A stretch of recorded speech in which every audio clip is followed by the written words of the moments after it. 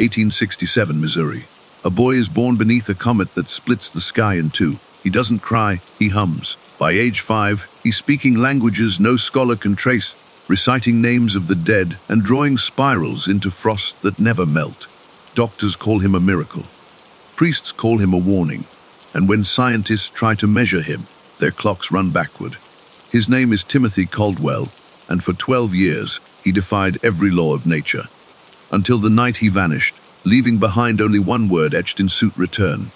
On a bitter January night in 1867, the sky above the Caldwell homestead in rural Missouri fractured like a pane of glass under the weight of distant thunder. Snow drifted in ghostly rivers across the fields, and the wind carried the scent of pine needles and frozen earth into the lamplit kitchen, where Mary Caldwell labored over her firstborn. Outside, the comet blazed in twin arcs, casting the wooden walls in spectral hues of blue and amber.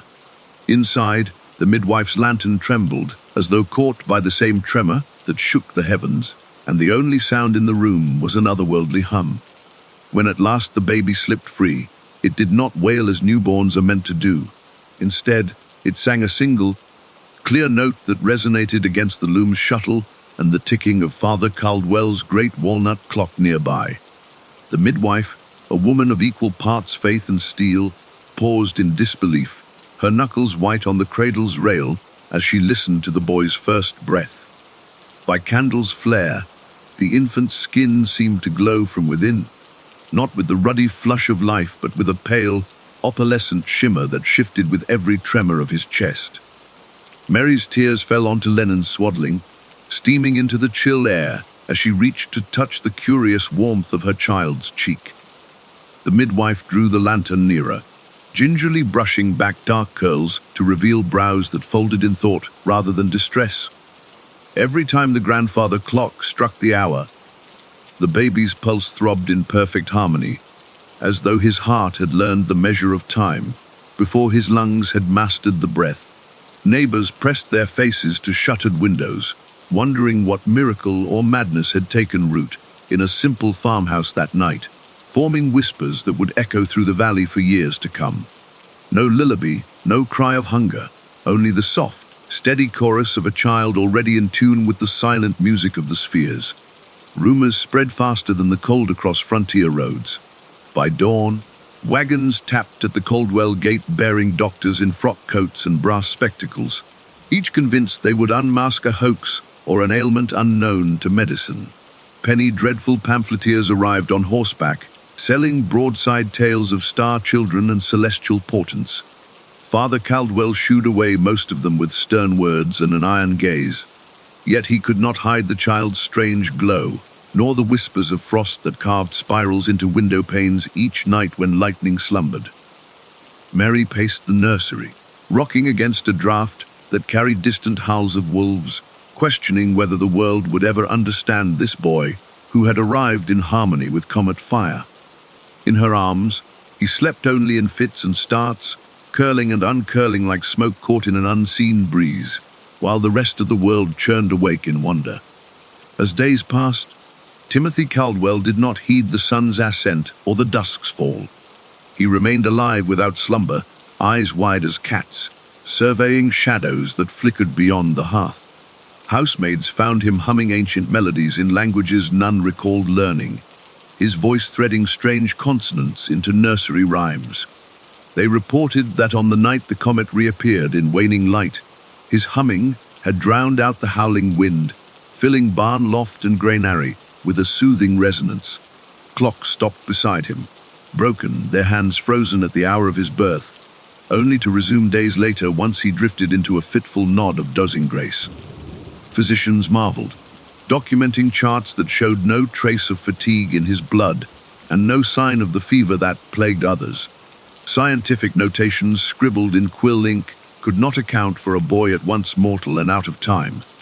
The midwife, having lived through more births than any in her county, confided to Mary in hushed tones beneath eaves of oak beams that this child was entwined with forces older than any she had seen. She spoke of comet lore carried by Choctaw and Osage storytellers, of sky serpents whose scales ignited the firmament, and of children claimed by starlight who returned with eyes like glass and hearts that beat to cosmic rhythms. Mary listened through a veil of wonder and dread, tracing a knuckle down her son's spine as he hummed beside the hearth, soothed by a lullaby only he could hear. The midwife's warnings wove between them. Cherish him, she urged, but beware the price of such harmony, for the world would seek to measure him, contain him, explain him, and when they failed, they might destroy him. Word of Timothy's glow reached the nearest county seat, prompting a delegation of ministers and scholars to converge on the Caldwell farmstead under banners of equal parts zeal and scientific curiosity. They brought instruments of brass and copper, thermometers, barometers, stethoscopes, as if such tools could dissect the essence of a star-struck soul. In the candlelit nursery, the boy lay upon swaddling cloth, eyes open, watching their reflections dance in polished metal. Fathers and doctors pronounced theories of jaundice, of phosphorescent fungus, of hitherto unknown endocrine marvels, but each scratch of pen upon paper yielded only frustration. Their hands grew cold as they registered no fever, no decay, no sign of the ailment they sought. Instead, they felt the flush of otherworldly heat when Timothy's gaze met theirs. They retreated into the starlit night, leaving behind echoing questions that clung to the rafters like cobwebs. As Timothy grew into boyhood, he tracked the comet's passage year after year, sketching its ribbon trail across scrap paper in soot and chalk. He spoke of rhythms in the dark sky that pulsed in time with his own heartbeat, triple and quadruple measures that fractured conventional mathematics, suggesting an order beyond Euclid's geometry. Neighbors claimed that at twilight they saw him standing barefoot in snowdrifts, his breath rising in silver plumes as he whispered coordinate points no surveyor had charted. Schoolmasters marveled at his quick mastery of arithmetic and astronomy, only to be confounded by the slow drip of questions he posed. Why does a comet's tail reverse in an hour? How many echoes does a star leave in space before fading? Each question trembled on the edge of madness and inspiration, yet no answer satisfied the restlessness that glittered in his pupil-less gaze. Mary, worn by worry and by pride, kept vigil over his nights in a rocking chair beside the hearth, reading pages of scripture and poetry for comfort, Romans and Psalms, Keats and Tennyson, then pausing when the boy hummed back lines in meter he'd never heard. He would place a calloused finger upon the worn leather of those books and smile, as though greeting an old friend. In those moments, she believed he was both child and conduit, channeling voices of aeons buried beneath the soil of time. The midwife's earlier warnings swirled in her mind. He carried the burden of two worlds, the living and the celestial, and one day the boundary might dissolve. Still, she found warmth in his lullabies, for though they defied convention, they did not wound her soul. The local preacher, having first arrived to condemn what he called unnatural defiance of God's plan, returned months later with tears in his eyes. He confessed that on a cold evening, drawn by the boy's humming, he knelt beside Timothy and felt the echo of something divine.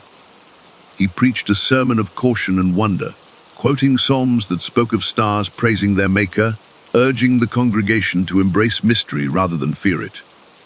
Parishioners left the chapel in silence, minds racing with visions of their own children touched by starlight.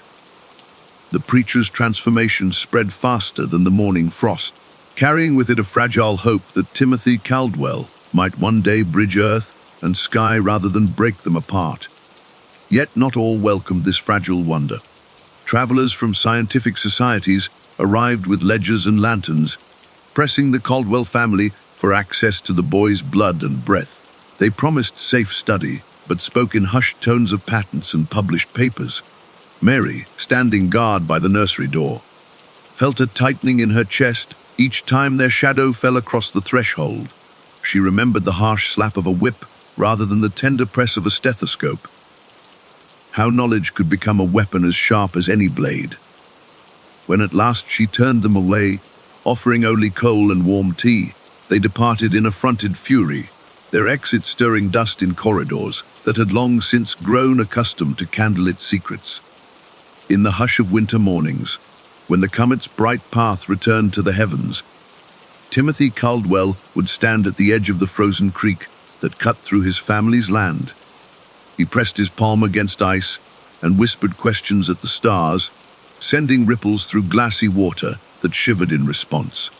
The farmhouse behind him slept under a blanket of snow, its windows dark, while the world beyond held its breath.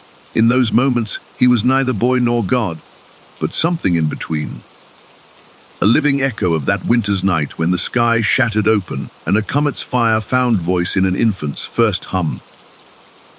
By the time Timothy Caldwell reached his 5th birthday, sleep had become a stranger to him and to everyone who lived under the same roof. While other children drifted into dreams at dusk, Timothy would slip from his bed as quietly as a shadow, his small bare feet muting their impact against the worn wooden floorboards. He moved through the candlelit hallways, his eyes wide and bright, tracing equations in the air with fingers that left wisps of frost on window panes. Numbers and symbols formed in the mist like half-glimpsed runes, looping spirals that seemed to pulse with an intelligence far beyond the boy's years. His parents, Mary and Thomas Caldwell, found themselves torn between tenderness and terror. They would sometimes catch him at the hearth, backlit by dancing flames, uttering algebraic sequences under his breath, his lips parting in soft incantations they could not decipher. Other nights they would find him standing at the edge of the frozen creek behind the house, tracing constellations in the ice, as if mapping celestial bodies to unlock some secret rhythm that tethered him to the sky. Doctors arrived in carriages patterned with iron, rimmed wheels, bearing leather, bound journals, and implements of brass. They administered tonic waters and measured his temperature, his pulse, his every vital sign, charting him against the known boundaries of human endurance. They marveled when his heart rate slowed at midnight and accelerated at dawn, baffled that his mind remained lucid without the rest required by even the most robust of men. One physician, beard gray and bristling, attempted to induce slumber with opiates distilled from poppies, only to watch Timothy swallow the milky draught and turn it over on his tongue, before spitting it out with polite indifference. The doctor's eyebrows shot upward in alarm as the boy turned back to his equations on the glass and resumed humming a melody no one recognized. Night after night, they returned with heavier prescriptions, stronger sedatives, gradually forsaking science for desperation, and yet each intervention only steeled Timothy's wakefulness, as though he drew energy from some inner source that could not be drained. Priests and laymen alike whispered that the boy belonged to a different realm, that his sleepless eyes were windows to a hidden world. Candlelit vigils formed in the Caldwell parlor, hymns echoing off painted portraits of ancestors long past. Mary Caldwell knelt at the end of her son's bed, clutching a rosary in trembling hands, praying the Hail Mary for an intercession that never came. Her husband, a stoic man of the soil, knocked out his tobacco with abrupt hands and spoke seldom, his broad back bent with worry. They wondered if Timothy's constant wakefulness was a divine gift or a curse, some spectral inheritance tied to the comet's fiery passage over the farm the night he was born. Neighbors claimed they heard the boy's hum drift across frozen fields like a lullaby sung by the wind itself, a tune both comforting and unsettling, resonating through barn and stable as though summoning unseen forces. Within the flickering lantern light of the Caldwell attic, Timothy had created his own sanctuary of solitude. There he gathered scraps of paper and charcoal, sketches of orbits and angles that defied Euclidean understanding. He charted parabolas and hyperbolas bending around imaginary axes, his small scrawl meticulous and swift. Moonlight filtered through dusty panes, illuminating the chalk-drawn symbols on his bare arms, diagrams he traced in ivory dust, then wiped away before anyone else could glimpse them. He had fashioned a sundial from scraps of metal and glass, placing it under the open eaves, so that at each hour it cast a shadow that fell precisely where he expected. When the shadow deviated, he adjusted the angle of the gnomon with a surgeon's hands, whispering, "No, not there," closer to the heart of the circle. He spoke softly, as though consulting the sundial rather than directing it, as if he believed it answered him in subtle shifts of light and darkness. On market days, Thomas Caldwell attempted to mask his son's oddities with heavy cloaks and convincing smiles. He encouraged Timothy to accompany him to the town square to witness the bustle of trade and perhaps feel the gravity of ordinary life. The boy observed bartering with keen interest, counting coins with uncanny speed and reciting the weights of various commodities without prompting. He noted the changing hue of ripe apples, guessed the yield of load, bearing carts before they had been weighed, and calculated distances between stalls with the accuracy of a seasoned surveyor. Yet when the sun dipped low, others would wander home to supper and slumber, while Timothy's restless gaze lingered on the horizon.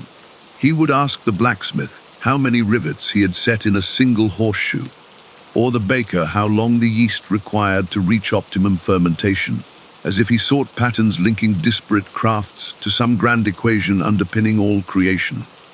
Schoolteachers struggled to contain his energy. In the one-room schoolhouse, Timothy refused rests and dozed no more than a handful of minutes, eyes flickering open whenever a group of children surrendered to fatigue. He would rise and pace the plank floors, chalkboard dust trailing from his fingertips, erasing lessons he deemed incomplete and rewriting them in formulations no one understood. He narrated prime numbers with breathless enthusiasm, his voice rising above the scratch of quill on slate. Other students, half awake and bewildered, stared as he sketched spiral forms that grew more intricate with each passing night, fractal patterns that multiplied like living tendrils. They chattered that he must be mad or chosen, some calling him the child of the comet, others branding him a harbinger of ill. The teacher, torn between admiration and concern, consulted treatises on neurological disorders and pastoral care, but found no passage describing a boy who lived entirely without sleep. At home, the Caldwell household adapted to Timothy's unbroken vigilance. Lamps burned low in the hallways, shifting from one wick to the next to maintain a corridor of soft light. Chairs were placed near the hearth, stacked with blankets and books, as if to coax him into repose. Yet he'd drawn himself to the hearth's edge, where warmth pooled and embers glowed like stars. He would close his eyes only for moments, floating on the brink of consciousness without ever slipping beneath it. His brain, according to the densest medical journals, should have failed him. Neurons overloaded, synapses fired until exhaustion, yet Timothy's mind hummed on with crystalline clarity. He could recite entire passages of Greek tragedy, quote Dante's Terza Rima, speak of Hume's philosophies and Newton's Principia, though he had never been taught them. His memory shimmered like a faceted gem, reflecting every piece of knowledge he encountered. Yet he forgot nothing, not even a comma in the fine print of legal documents he perused late at night alongside his father's accounts. Neighbors grew wary. They barred their doors when they heard Timothy's humming resonate through thin walls. They shuttered windows to muffle the whisper of frost spirals on glass, afraid that his constant wakefulness carried a contagion of unrest. Housewives shut their doors to hush their children's nursery rhymes, fearing that Timothy's counterpoint, his humming, might seed insomnia in the innocent. Mothers whispered to one another, "Keep them from the Caldwell house, or you'll never sleep again." Even the local inn refused to lodge guests nearby, fearing complaints of haunted nights. The Caldwell farmstead became a place of rumor and rumor alone, a destination for those curious enough to witness a child who defied every law of nature and yet embodied its deepest mysteries. Mary Caldwell would sit in the nursery's rocking chair at dawn, threads of exhaustion etched into her face, yet too weary even to close her eyes. She would watch Timothy trace another spiral in the frost, his breath haloing each curve in silver mist. He never looked at her for approval. His eyes remained fixed on the geometric perfection he created. She longed to cradle him one last time, to rock him until sleep claimed him for even a single hour. She prayed for the simplest of maternal blessings, to hear her son's soft breathing in the stillness of night, to know that his spirit rested as lightly as his body seemed to require. But the hush that followed his humming held no slumber, only a suspended note that refused to resolve, a reminder that he existed on a plane just adjacent to human experience. As word of Timothy's sleeplessness spread beyond the county, letters arrived from physicians in far cities, from professors of natural philosophy and physiologists of emerging renown. They requested permission to observe him, to study his blood under microscopes, to connect wires to his head and chart his brain's electrical storms. Some proffered pay for exclusive custody, promising a lifetime of comfort in exchange for their experiments. Mary and Thomas Caldwell faced pleas both tender and mercenary, their letters piling high on the kitchen table until there was scarcely room for the ledger books. They burned the letters one by one in the hearth, watching the paper curl into ashes, vowing to protect their son from a world that wished to dissect him rather than understand him. For Timothy's wakeful nights, they believed, were less a medical anomaly than a soul's yearning to transcend the weary cycles of sleep, to inhabit a realm where time and consciousness entwined in perfect unison. Meanwhile, Timothy learned to employ his sleeplessness as both sanctuary and shield. He read by moonlight, pages turning as swiftly as thoughts raced across his mind.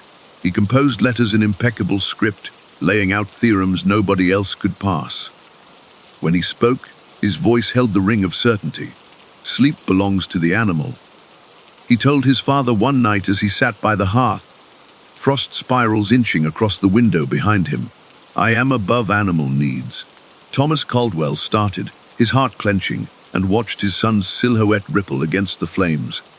He nodded slowly, unsure whether to embrace pride or fear for the creature who spoke, as if he were carved from starlight rather than flesh. The townsfolk began to call him the ever-wakeful, a title carried on breath and gossip. They whispered that he might be a conduit to ancient wisdom, or a vessel for restless spirits. They spoke of him in half-lights and across barroom tables, debating whether he was miracle or menace. Some sought him as oracle, begging him to hum a prediction for the next winter's harvest, or the outcome of distant conflicts. Others paraded their ailing relatives before him, convinced that his sleeplessness somehow conferred healing, if only they could hear his hum. But Timothy remained detached, accepting petitions with the calm of someone who stood outside mortal expectations, as though his own existence was proof that some mysteries refused to be explained by science, prayer, or neighborly counsel, and instead thrived in the silent space between wakefulness and dreams, where a child might hum the universe itself into form. In the bare flicker of an oil lamp, Timothy Caldwell first startled the night by speaking words that seemed older than his 7 short years. His voice rose from the cradle's wooden rail, soft yet insistent, intoning syllables his mother had never heard and could not imitate. At first, Mary Caldwell thought it a curious babble, an infant stumbled towards speech. But when her husband's grandfather clock chimed the hour, the boy's voice rose to repeat each chime in a strange chant, the tones weaving around the brass pendulum with uncanny precision. The syllables rolled like pebbles down a wind-blown dune, each fragment distinct yet part of a unified whole, hinting at a language no mortal tongue possessed. Night after night, the words returned. Timothy lay swaddled beneath layers of linen, eyes wide and unblinking in the half-dark, mouthing fragments of Latin one night, then drifting seamlessly into guttural syllables reminiscent of ancient Sumerian. His voice would tremble and then settle into a baritone resonance that seemed impossible for one so small. When Mary held him in her arms, the unfamiliar words slipped past her lips like smoke, refusing translation yet weaving a hush of awe through the chamber. The midwife, who had delivered countless babies, confessed to Mary in the hush of dawn that she had never heard such a thing. Children might squeal and gurgle, but they never spoke in tongues that echoed across centuries. By candlelight, the family attempted to note each fragment. Thomas Caldwell scratched furiously in a weathered journal, transcribing Timothy's utterances with quill dipped in iron-gall ink. Mary read aloud the lines in hymnal tones, hoping that the familiar cadence of prayer might coax hidden meanings into view. Their modest home grew lined with parchments covered in looping calligraphy, annotated with question marks and exclamation points, as if each word carried a weight beyond explanation. Though the boy remained untroubled by his own pronouncements, his gaze calm, almost knowing. His parents trembled at the possibility that forces beyond mortal understanding had claimed their son for purposes they could neither grasp nor control. As the weeks passed, Timothy's recitations grew more elaborate. He named ancestors long dead, listing Caldwell forebears buried in unmarked graves across the frontier, complete with dates and whispered causes of death. At the mention of each name, Mary felt a chill ripple through her veins, as though the walls themselves absorbed his words and carried them into the sleeping fields beyond. The boy described obscure events, an embattled skirmish at Fort Defiance, a plague that swept through New France centuries earlier, the founding of a Welsh abbey that no map recorded. Local historians, drawn by rumor, pored over old county records only to find gaps and contradictions that seemed to confirm Timothy's uncanny declarations. Where documentation had once been lost, the boy's chant filled the silence with startling clarity. News of his uncanny utterances spread beyond the homestead's dusty roads, drawing scholars from the nearest college in St. Louis and antiquarians in polished boots from Cincinnati. They arrived bearing leather satchels filled with lexicons and grammars, atlases and antiquarian manuscripts, convinced they would unearth a dialect forgotten by time. In the lamp-lit nursery, they crouched beside the cradle, notebooks open, pens poised. Timothy would regard them with faint curiosity before shifting into speech. "Ebla," he murmured, and "seventh moon of black earth," then paused, as though listening to an unseen response. The scholars gasped, scribbling furiously, believing they had finally pierced the veil that separated past and present. Yet when they cross-referenced the names and dates, they discovered mismatches and anomalies that defied rational explanation. Chronologies that ran backward, place names erased from every atlas. One scholar, Dr. Nathaniel Warren, became so obsessed that he refused to leave the Caldwell home. He lived for weeks in a spare room, his nights spent feverishly replaying Timothy's recordings by candlelight and transcribing each syllable onto fresh parchment. Warren's colleagues watched with growing unease as his once steady hand trembled, his dark brows knit in constant perplexity. One morning, Mary found him huddled on the nursery floor, tears streaking his gaunt cheeks as he whispered, "I've mapped every tongue but this one." He confessed that as he traced each utterance through the annals of philology, the path led to dead ends, to civilizations that left no trace but whispers in the wind. Finally, he gathered his satchels and departed without farewell, leaving behind notebooks filled with half-completed diagrams and a single note scrawled across the last page. "Some languages are not meant for study." Another historian arrived days later, Professor Alistair Penrose, a man of stern demeanor and clipped speech, determined to prove that Timothy's words were derived from some obscure dialect of Gaelic or Breton. Penrose set up a makeshift laboratory in the Caldwell barn, wiring tin cans and threads of copper wire to crude acoustic devices meant to measure tonal frequency and pitch.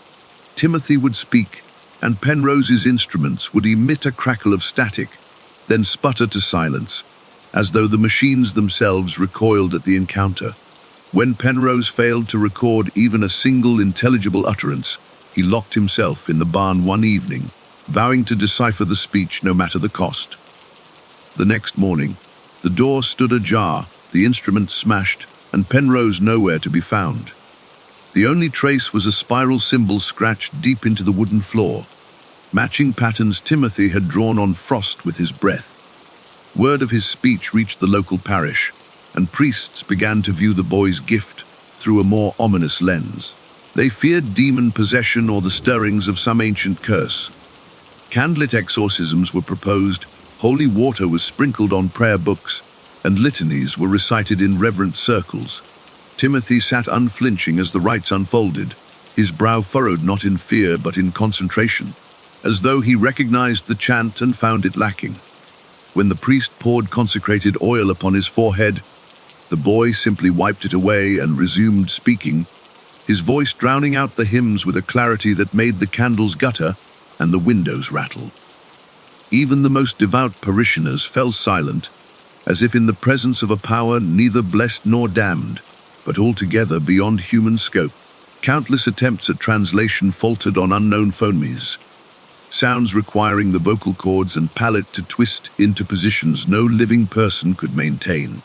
Linguists consulted comparative tables and phonetic alphabets, but Timothy's speech demanded new symbols, diacritical marks that no printer could reproduce, ink mixtures that faded into crumbs upon contact with paper.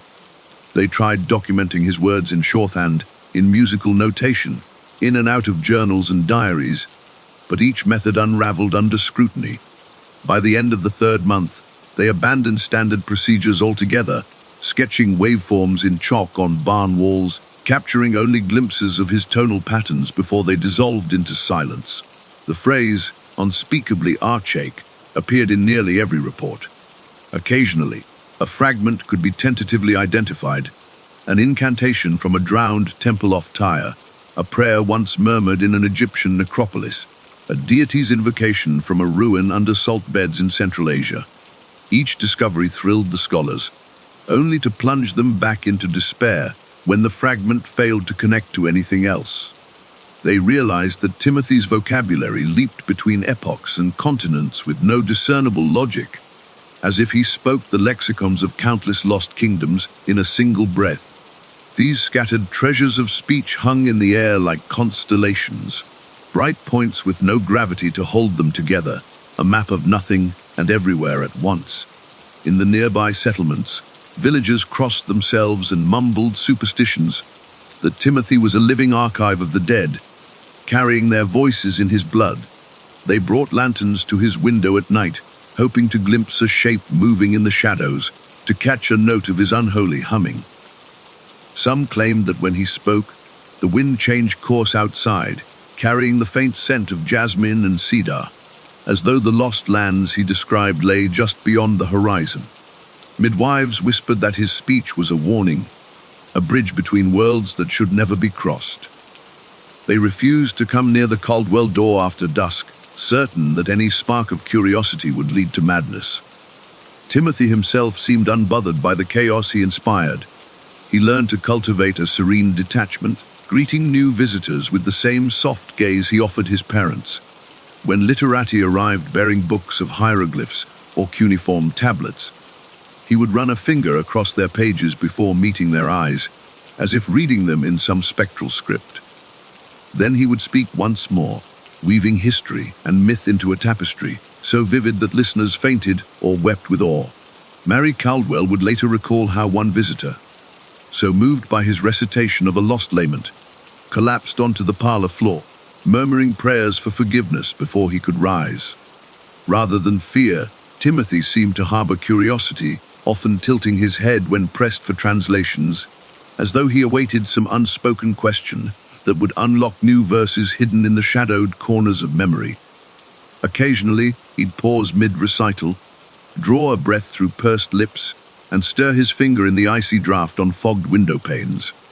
The frost would melt beneath his touch, forming spirals and glyphs that vanished by morning. These ephemeral inscriptions fascinated the scholars, who traced them with gloved fingers, only to find smooth glass beneath. They compared his breath, writings to the patterns in his speech, intricate loops that echoed the rhythms of his chant. Yet before any one symbol could be traced in a durable medium, the window fog lifted, and the moment passed like smoke through a keyhole.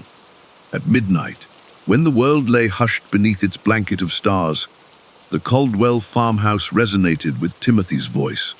He spoke low incantations that rippled through the rafters and out into the fields, carrying on the wind to fences and barns where animals stirred, and the air grew electric. Dogs howled in accompaniment, horses stamped their hooves in restless trance. Neighbors barred their doors, certain that whatever Timothy summoned with his voice would not rest until it found form in our world. In the following dawn's fragile light, barns would crack open as if struck by lightning. Feed troughs emptied overnight into neat piles in the yard, circling each other in geometric precision no farmer could replicate. As word of his prodigious speech spread among city dwellers and frontier folk alike, the Caldwell property became a destination for the curious, the pious, and the pathological. Men and women tracked him across icy roads by moonlit compass, guided by whispers and half remembered rhymes. They left offerings beads of polished jasper, tattered manuscripts of folk songs, silver coins engraved with unfamiliar sigils. Some claimed that after laying these gifts at his door, they felt a warmth seep through their boots and up their spines. Others awoke at dawn with pages of symbols scrawled in ink beneath their pillows. Verses they could not recall writing, recitations that slipped through their fingers like water at first light. In time, even the Caldwell family recognized that Thatcher's antique dictionaries and modern monographs were powerless to contain what poured from Timothy's lips. They learned to sit quietly, hands folded, as he spoke in tongues older than the hills and deeper than the river that wound around their land. They watched the flicker of comprehension cross visitors' faces, and the way glasses of water trembled at each phrase. They saw the stunned reverence in the scholars' eyes and the pained fascination in the priests' countenances. At night, they lay awake, listening to the echoes of those words drifting through the attic rafters, sure that if they pressed their ears to the boards, they could hear the lamentations of vanished cities and the hymns of ancient dead. In a small back room of the Boston Institute for Experimental Physiology, a quartet of portly gentlemen in frock coats and wire-rimmed spectacles assembled around a narrow brass table that bore an assortment of curious contraptions. There was a cylindrical glass chamber filled with wires and mercury bathes, a clockwork electrostatic generator poised to deliver jolts through copper leads, and a curious array of rotating brass cogwheels attached to a polished oak board. At the center of it all sat 12-year-old Timothy Caldwell, remarkably calm despite the flicker of gaslight and the antiseptic chill that clung to his skin. A heavy-mouthed physician tapped a stethoscope against Timothy's chest, listened for the familiar dub of a mortal heart, then frowned as he heard only the unhurried, steady echo of his subject's composed breathing. Meanwhile, a younger researcher placed a series of electrodes upon Timothy's temples, promising to map the boy's galvanic response to the stream of electricity intended to deduce his neurological profile. As the crank was turned, a low hum filled the air, machines rattled, and the very beams overhead seemed to quiver. But the boy's eyes remained open, his lips parted as though mouthing some private calculation. The first test was simple, just a brief circuit designed to stimulate the peripheral nerves. The scientist in charge recorded his observations with meticulous precision. Voltage at 250 volts, current limited to a safe threshold. He flipped the switch, and a soft crackle followed by a faint pop echoed through the acoustically dampened room. The test was considered uneventful until the mercury thermometer clattered onto the floor, shattering. While the boy did not so much as flinch, a researcher rushed forward, panic in his eyes, only to find Timothy gazing at him with curious intensity, as if the man's distress were the more extraordinary phenomenon. The man dropped his pen, recoiling from the child's unchanging calm, and muttered that perhaps the boy's nerves lay beyond the reach of human instruments. In the next experiment, they sought to measure Timothy's brainwaves. They had fashioned a crude electroencephalograph of sorts, using telephone induction coils and loops of copper wire strapped to the lad's head with leather bands. The coils were connected to an ink, dripping time marker that scrawled jagged peaks and valleys upon a strip of paper moving beneath two needles. The paper began to unspool, and the needles began their dance, only not with the expected pattern. Instead of the gentle sine waves associated with restful consciousness or the jagged spikes of awakened thought, the tracings leaped and fell in chaotic arcs that defied the calibrations the researchers had meticulously set. The needles jerked as though reacting to some unseen current in the very air, and the paper smoldered at the point of contact, curling away in fine black ash. One professor reached to adjust the gain, but the apparatus wheezed, then emitted a high-pitched whine before falling utterly silent, as though drained of power. Not to be deterred, the team introduced what they believed would be an irresistible challenge, a barrage of electric shocks administered in increasing intensities, delivered through hand-cranked Leyden jars.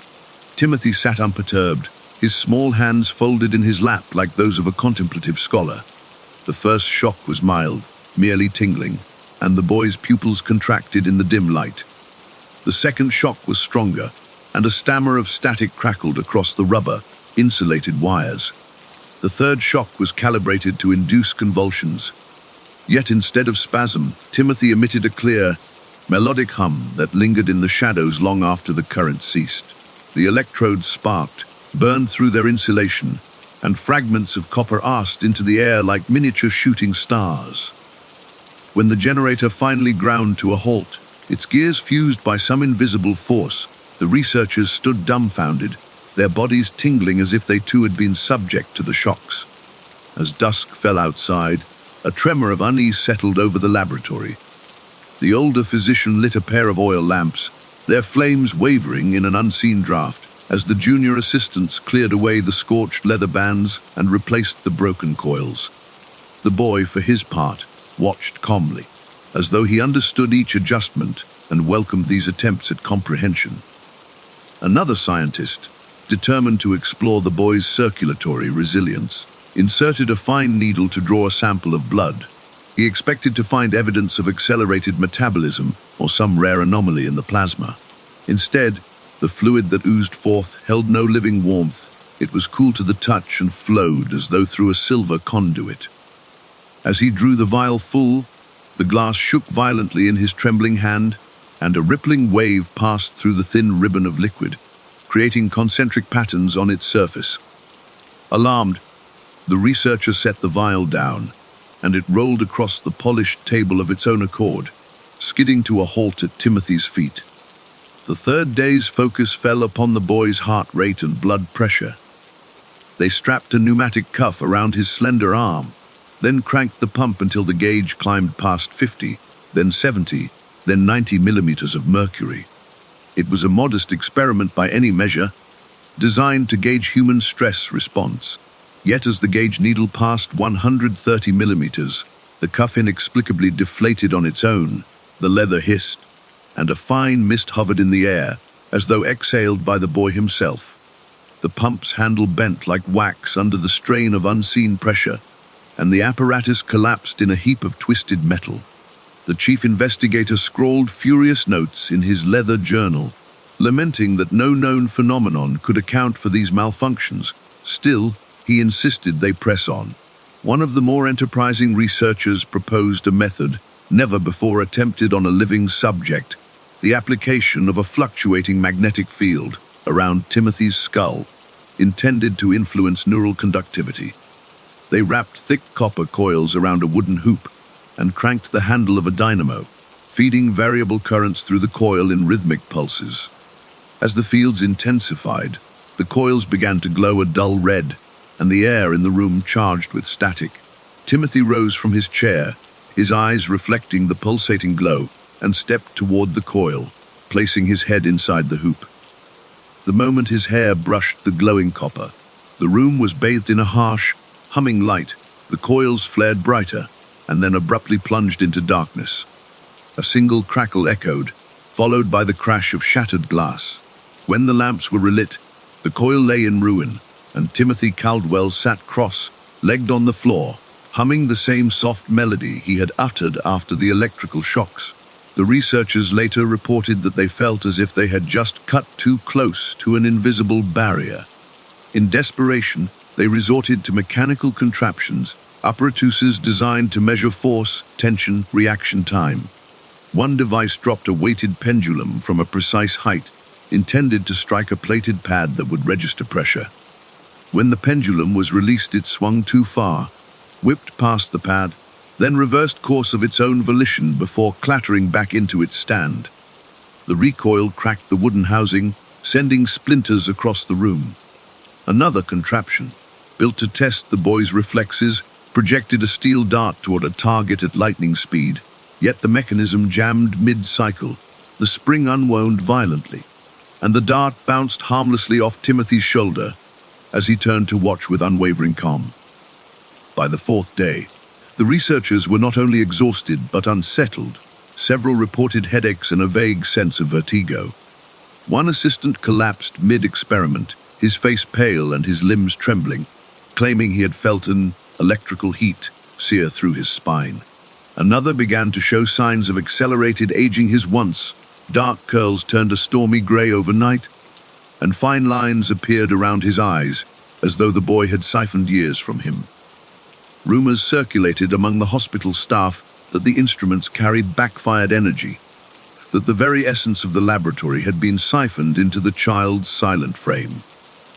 The lead physician, usually imperious and determined, confessed to his colleagues that he could not explain these events by natural law, and that perhaps they were dealing with forces beyond the realm of ordinary science. By the fifth day, a sense of dread enveloped the institute. Papers were strewn across desks, handwritten graphs, torn pages from arcane physics treatises, hastily sketched diagrams of waveforms that no equipment could reproduce. The researchers argued heatedly in corridors, some demanding that the boy be sent away or released to the church authorities, others insisting on one final test to confirm their findings. A committee meeting was called in a wood, paneled parlor where Timothy sat quietly, legs crossed, the very picture of serenity amid the storm swirling around him. The chief investigator stood before the group, voice hushed and strained, arguing that if the boy defied every known law, he might hold keys to a new frontier of knowledge. But as he spoke, the grandfather clock in the corner struck 13. The hour did not exist on its face, and the pendulum reversed its swing, sending all present recoiling in astonishment. In the aftermath, the Institute's director decreed that the experiments cease. The contraptions were dismantled and stored in locked cabinets. The journals and logs were sealed away under orders from the Board of Trustees. Timothy was quietly escorted from the building, his young steps guided by a sympathetic nurse who later swore that the machines hummed softly behind them, as if in protest. The researchers departed in solemn procession, each carrying the weight of what they had witnessed, but dared not record. The Institute eventually published a brief report, attributing the anomalies to unidentified variables and promising further study, yet the papers never emerged in scientific journals. Decades later, when the building was converted into apartments and the laboratories demolished, a few stray fragments of apparatus were unearthed in sealed crates. Tangled wires, a charred leather band, and a crumpled sheet of graph paper marked with nonsensical loops. Remnants of experiments that had failed not for lack of effort, but because the subject they sought to measure remained forever beyond their grasp. A living paradox, who on the eve of his 12th birthday, the Caldwell household was heavy with anticipation and dread, as if the walls themselves knew that something irreversible was about to occur. Neighbors passing by in the fading light paused to peer through frost-coated windows, curious at the usual glow of candles dimming where once young Timothy's restless energy had kept lamps burning deep into the night. Inside the boy's bedroom, his bed lay neatly made, the quilts folded back as though he meant to return at any moment, and on the polished floorboards, near the threshold, a single spiral had been carved so precisely that it looked almost too perfect for a child's hand. No tool was found nearby, no splinters of wood that might hint at how it was fashioned. Instead, a thin wisp of soot formed the word, "Return," in scratchy letters beside the spiral, as though Timothy had pressed his finger to a sooty hearth and left a final message before slipping away. Mary Caldwell discovered the etchings at dawn, her breath catching as she stooped to trace the spiral's curves. The soot beneath her fingertip left a dark smudge on her glove when she attempted to wipe it clean. Thomas Caldwell stood behind her, face ashen, hearing in the silence the echo of his daughter's frightened gasp from the hall below. They searched the room, drawers left ajar. A small pile of Timothy's notebooks on the desk, open to diagrams of constellations he'd mapped in chalk on countless windows, his toys meticulously arranged in a circle, lighthouses and wooden soldiers poised in a silent watch. The window was latched from within, the door locked. No footprints led away across the dewy grass outside, no sign of a hidden passage or broken floorboard. Only the spiral and the single word scrawled in soot insisted that he had vanished by choice, or by some force beyond human understanding. Word of his disappearance spread through the township as swiftly as a winter gale. By midday, Constables and volunteers combed the fields and woodlots. Riders circled the frozen creek bed, calling out his name. They posted notices at the general store and the blacksmith's forge, describing the boy's height, the faded blue cloak he often wore, the streak of silver that ran through his dark hair. But no sightings followed. Hounds trained to track game lost his scent at the garden gate, as though he had walked off the land itself. In the Caldwell parlor, Mary and Thomas wept in each other's arms, refusing counsel. They barred the doors and draped heavy quilts across the windows, as if sealing their grief behind thick layers of cloth. Neighbors offered comfort in hushed tones, warm broth blankets, soft prayers, but the parents, silent and shocked, would neither claim nor turn away the sympathy. They had no words for the spiral of mystery their son had left, nor for the burning ache of unanswered questions. Rumors coalesced in the frosty air.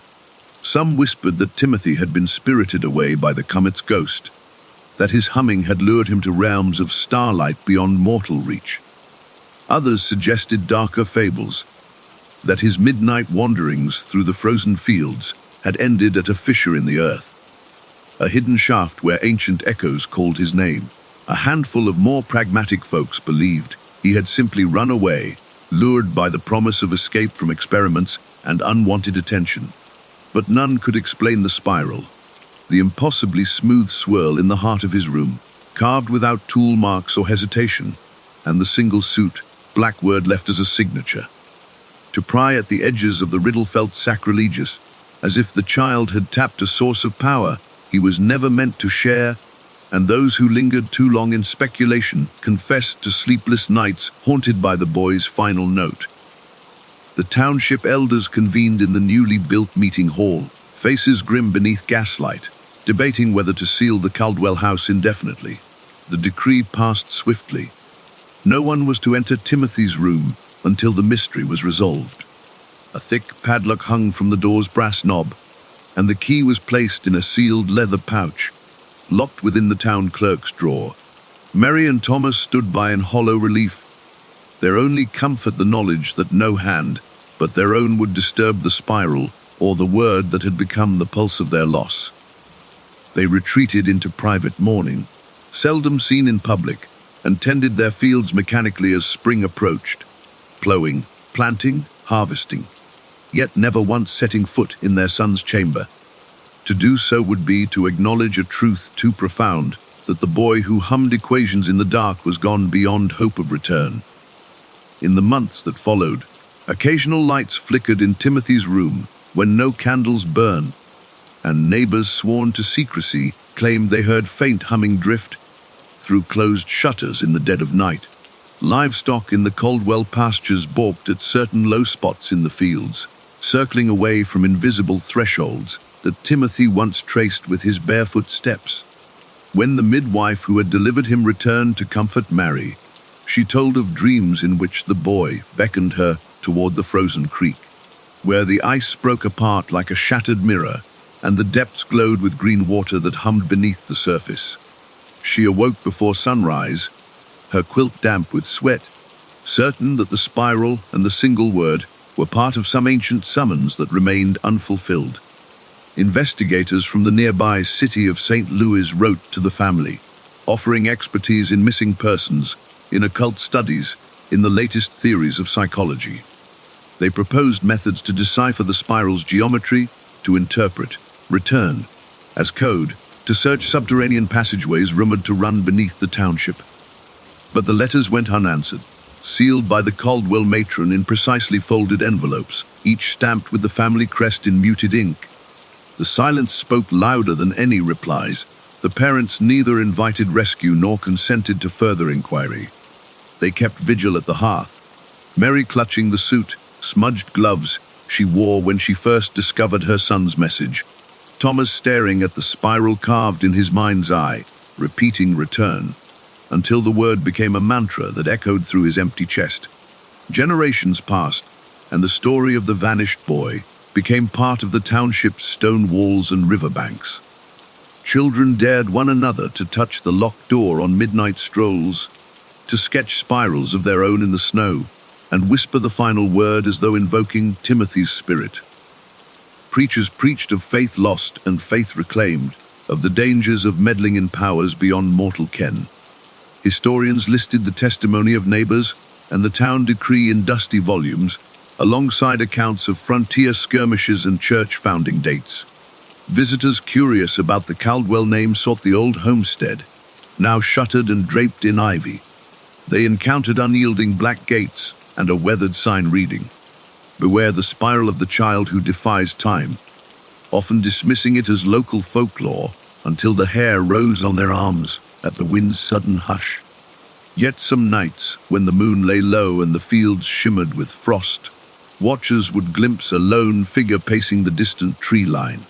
The silhouette wore the faint outline of a boy's form, small shoulders bent, head tilted skyward as though humming a tune only the stars could hear. Dogs raised hackles in nearby yards, and the distant toll of a church bell sounded out of sequence, as though counting hours in a time all its own. In those moments, the townsfolk remembered the boy who had never slept, who had unraveled every boundary of flesh and machine, until his disappearance became the greatest mystery they would ever know. They felt a tremor in the breathless air, a hint of the spiral's pull, and the single word scorched itself across their minds once more. Return then dissolved into silence, as though Timothy's parting gift was the promise of a reunion that no mortal tongue could name and no human hand could fulfill until the next comet of the sky at the stroke of midnight, and perhaps summoned the boy back into the world he had left behind, ornament under the silent arc of starlight, waiting for the spiral to complete its circle and the echo of his humming to guide him home again.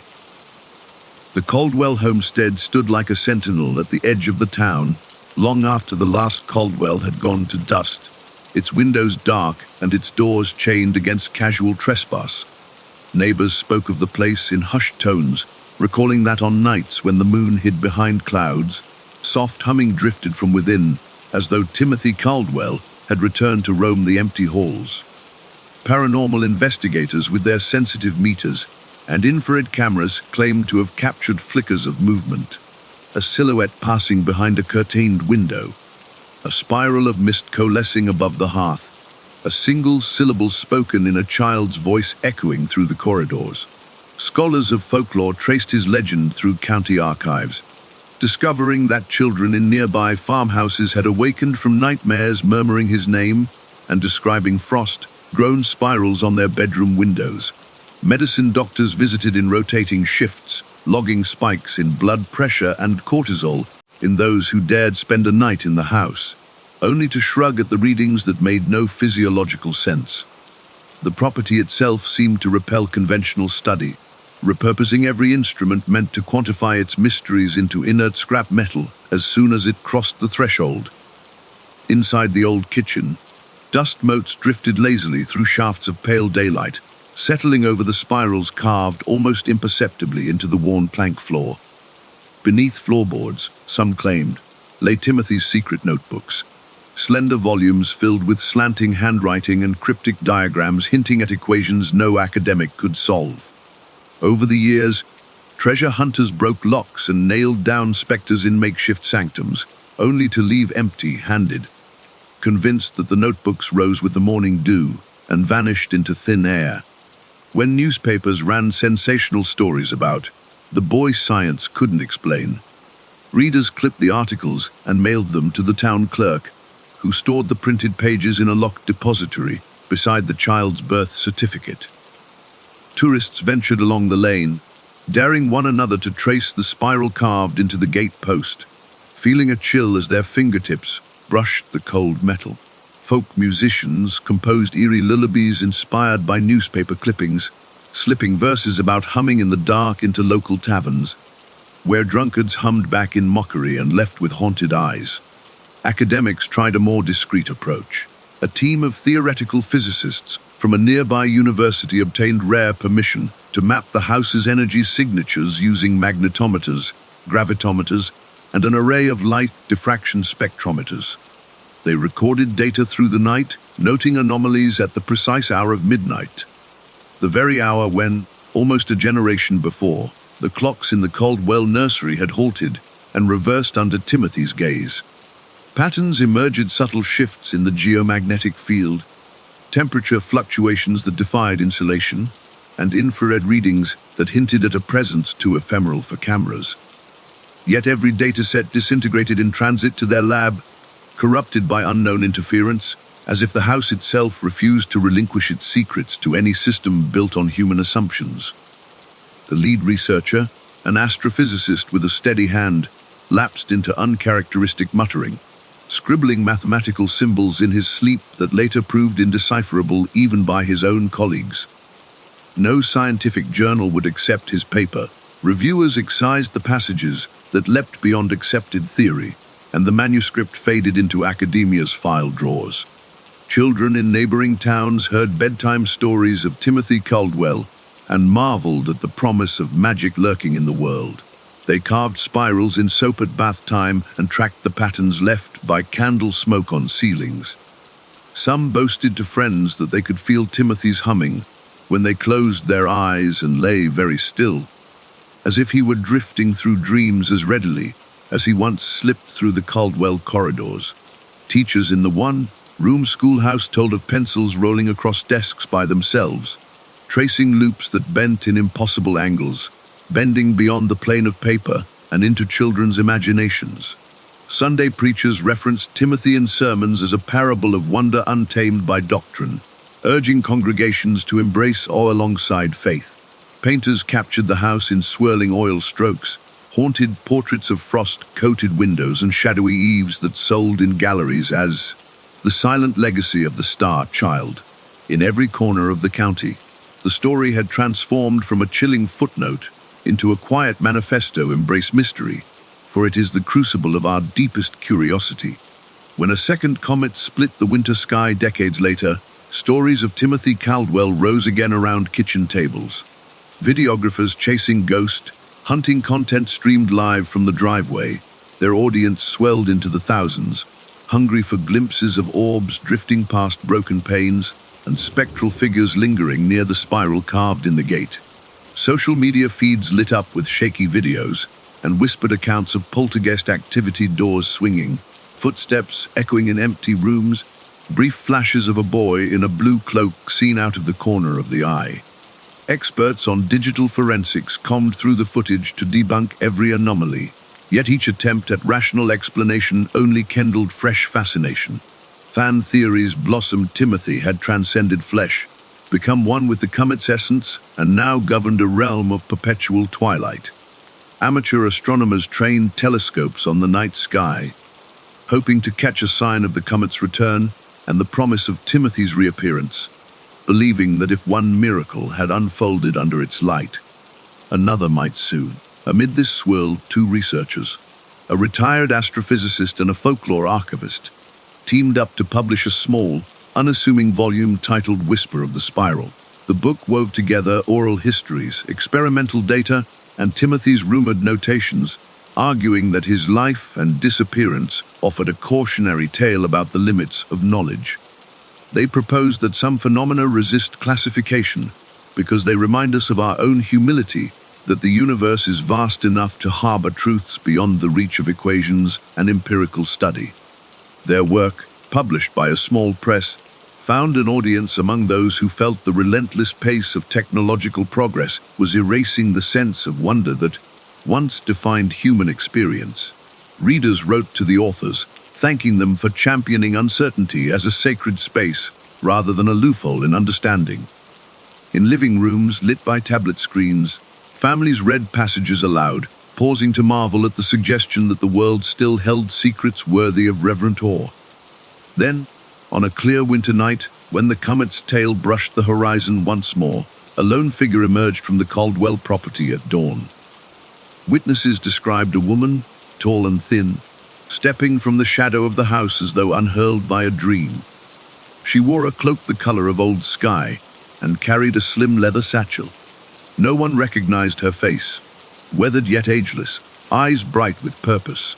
She crossed the silent lane without hesitation, her boots leaving no mark on the frozen ground. In the satchel, observers glimpsed the glint of small books bound in faded vellum, and the tip of a black pencil. Some claimed she paused at the gate, tracing the spiral with a fingertip, then turned her gaze upward to the comet's low arc. In that moment, birds took wing as if agreeing that the world was never without possibilities, and the hush between heartbeats carried the echo of Timothy's final message return. Though she moved on at sunrise, the woman's passage breathed new life into the legacy that haunted the region. The Caldwell homestead, long left to rot, found its spiral door reopened by a foundation dedicated to preserving the intangible. Curators installed gentle lighting to guide visitors past boarded windows and mossy floors, inviting them to contemplate the interplay of science and mystery.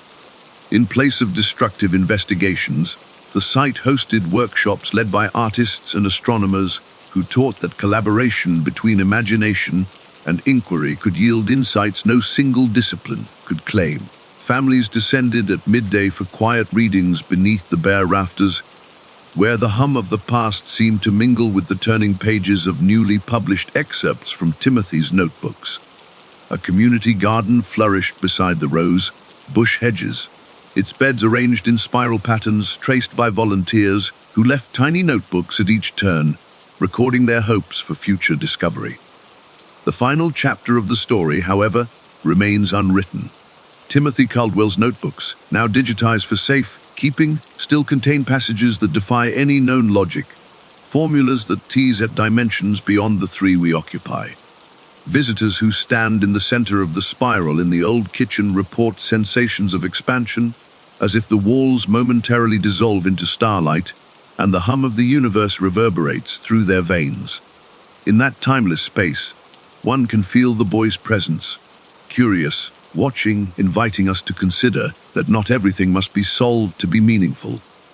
The moral for all who come to the spiral is simple yet profound. Let us hold our questions with gentle hands, cherish the unknown as a garden of possibility, and remember that true discovery is not merely conquering the mysteries we encounter, but learning to dwell with them in reverent wonder, as the comet's tail sweeps the sky once more and the spiral beckons us toward horizons unseen.